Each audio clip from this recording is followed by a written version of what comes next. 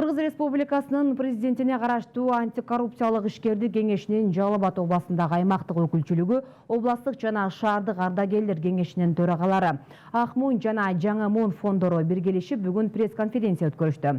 Алар элге өз добушун сатпоого чакыруу менен таза шайлоо өткөрүүгө салым кошууга кайрылуу жолдошту. Конференциянын жүрүшүндө массалык маалымат каражаттарынын өкүлдөрү тарабынан суроолор берилип, тийиштүү жооптор берилди.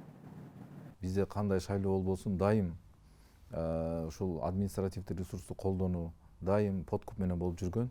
Ошол себептүү бүгүн биз муну шаардын жана областтын ардагерлер кеңешинин төрагасы жана жаштардын лидерлери менен чогулуп ушу жерге кайрылып коелу деп чечтик. Анткени бул шайлоо биз үчүн өтө маанилүү.